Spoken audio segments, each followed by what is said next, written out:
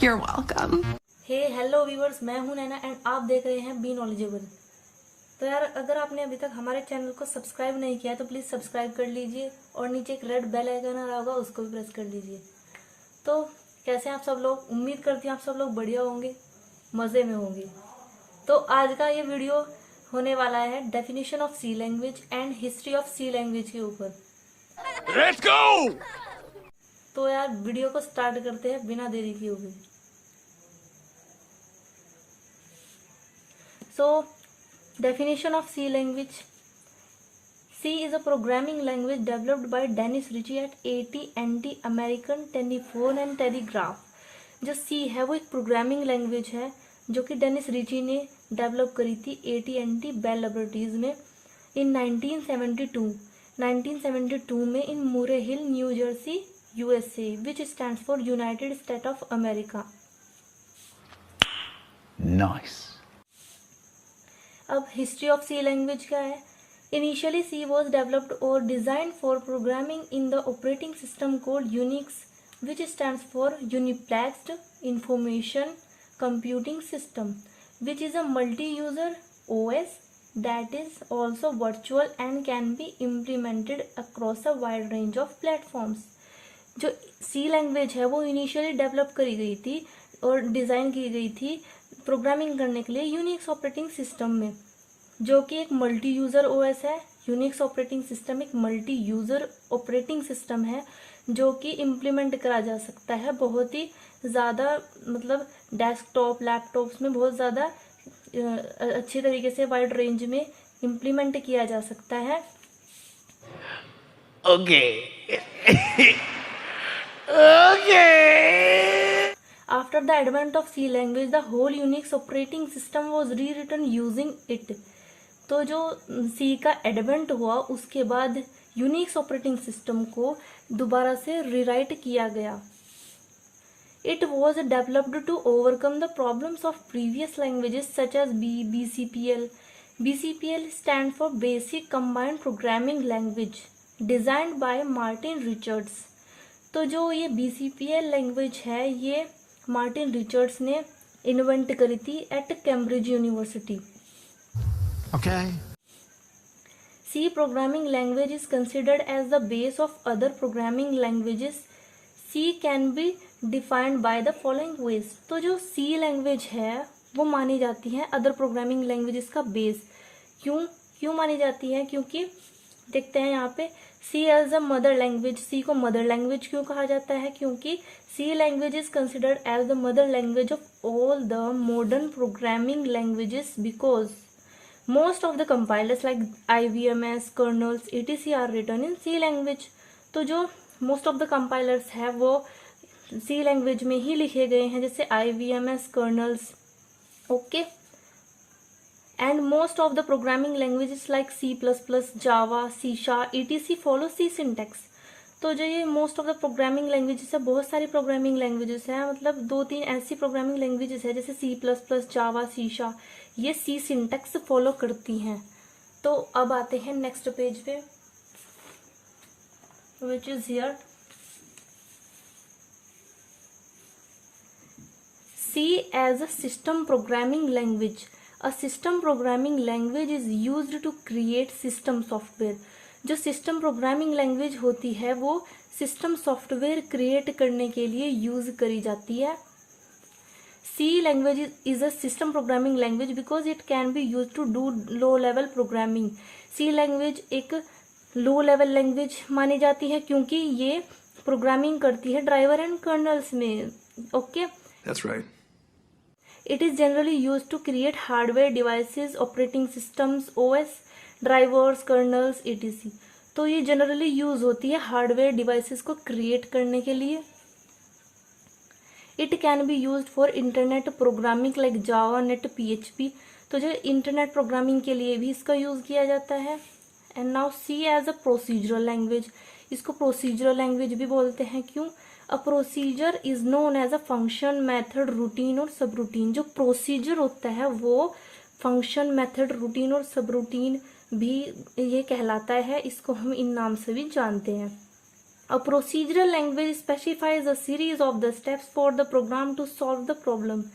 जो procedural language है specify करती है सीरीज ऑफ स्टेप्स, लाइक बहुत सारे स्टेप्स होते हैं इसमें जो कि प्रोग्राम के प्रॉब्लम को सॉल्व करने के लिए यूज होते हैं.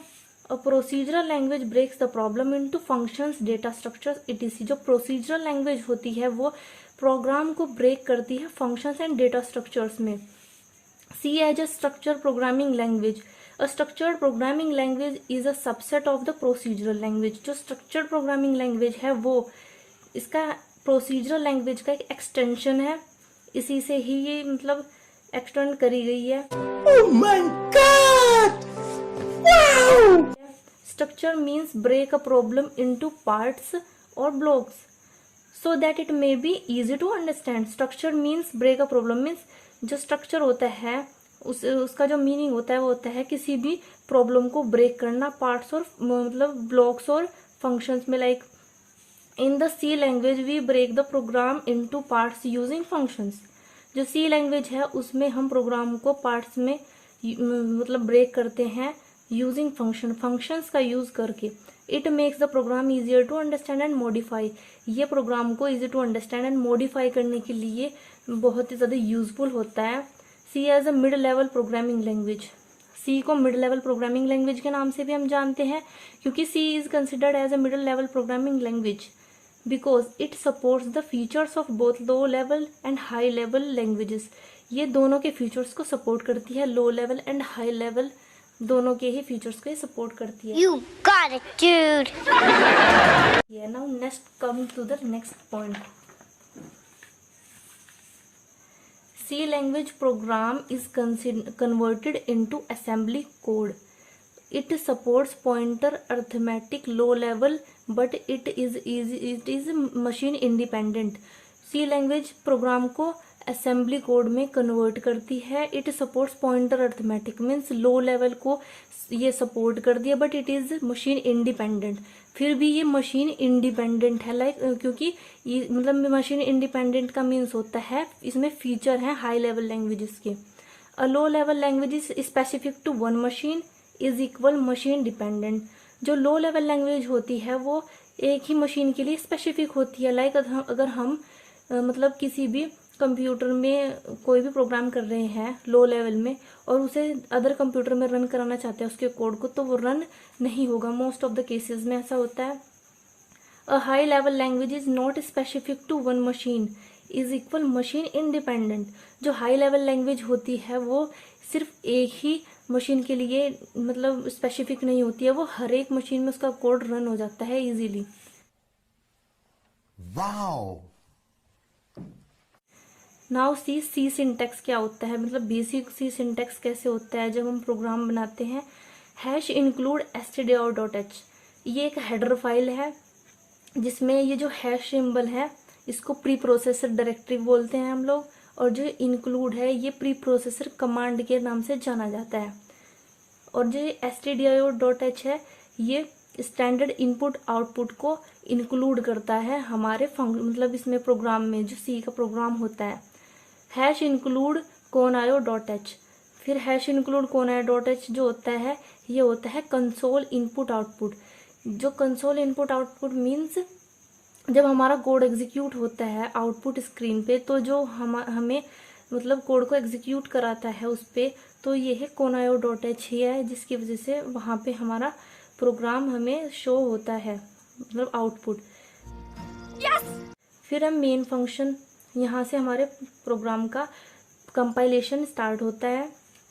नाउ फिर हम यहाँ पे कर्ली ब्रेसेस का यूज़ करते हैं. फिर data type, variable name. Data type means किसी भी तरीके का हो सकता है लाइक इंट, फ्लोट, कैर. इनका जो ये है ना मतलब ब्लॉक. फिर इसके बाद हम आते हैं ब्लॉक ऑफ स्टेटमेंट और स्टेटमेंट ब्लॉक भी बोल सकते हैं हम इसको. यहाँ पे हम लाइक प्रिंटफ, स्कैनफ जैसे फंक्शंस का यूज़ करते हैं यहाँ पे. फिर गेट सी एच का हम यूज़ करते हैं conaio.h जहाँ पे हम यूज़ करते हैं ना उसके लिए. फिर हमें प्रोग्राम को रन कराने के लिए गेट सी एच का यूज़ करना पड़ता है, अदरवाइज हमारा प्रोग्राम एग्जीक्यूट मतलब रन नहीं होता है, एग्जीक्यूट नहीं होता है. उसके बाद यहाँ पे कर्ली ब्रेसेस को हमने बंद कर दिया. फिर हमारा प्रोग्राम पूरा होता है यहाँ पे. Yeah, right. अब एक एग्जांपल देते हैं सिंपल सा। ये हमने यहाँ पे हेडर फाइल्स लगाई, फिर मेन का यूज़ किया, देन कर्ली ब्रेसेस, देन ये जो इंट है ये एक डेटा टाइप है। जैसे कि मैंने यहाँ पे आपको बताया कि जो डेटा टाइप होता है वो इंट, कैर, फ्लोट, इन सब मतलब इन सब टाइप का हो सकता है। तो जो यहाँ पे इंट है एक डेटा टाइप है और ए एक वेरिएबल नेम है। तो ये स्पेसिफाई क्या कर रहा है कि ए एक इंट टाइप का डेटा टाइप है।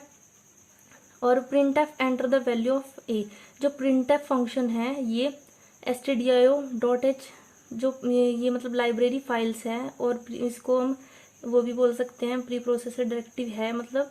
तो ये जो printf फंक्शन है ये उसमें ही इंक्लूड रहता है। तो printf क्या काम करता है, एज इट इज़ प्रिंट करता है हमने जो भी इसमें मतलब अंदर इसके लिखा हुआ है ये एज इट इज़ प्रिंट करता है हमारे आउटपुट कंसोल पे। Oh my god! Wow! Scanf, इसके बाद हम स्कैनफ यूज़ करते हैं। परसेंटेज डी होता है format specifier, and scanf use करते हैं हम ए की वैल्यू, जैसे हमने वेरिएबल दिया इसकी वैल्यू को रीड करने के लिए। और %, इसका फॉर्मेट एड्रेस ऑपरेटर है जो कि बताता है कि जो हमने यहाँ पे वेरिएबल डिक्लेयर किया हुआ है ए, इसकी वैल्यू जो है वो कहाँ पे स्टोर होती है उसका एड्रेस बताता है। देन printf वही सेम काम करता है जैसे मैंने यहाँ पे बताया, जो इसके अंदर हम लिखेंगे वही वहाँ पे आउटपुट कंसोल पे एज इट इज़ प्रिंट करेगा।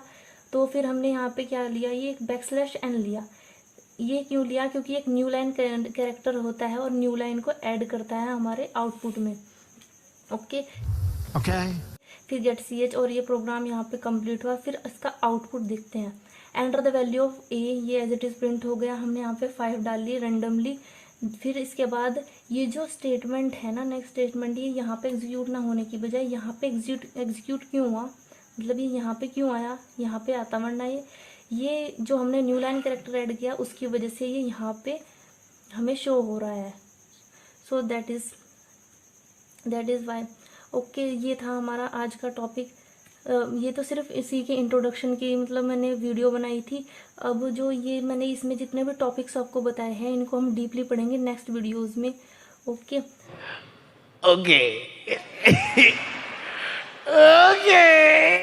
तो यार कैसी लगी आप सबको हमारी वीडियो, कमेंट करके ज़रूर से बताना। If you really like the video then please do like, share, comment and subscribe our channel. तो मिलते हैं नेक्स्ट वीडियो में। Till then take care, bye bye, and remember must watch my next video. खत्म, bye bye, Tata.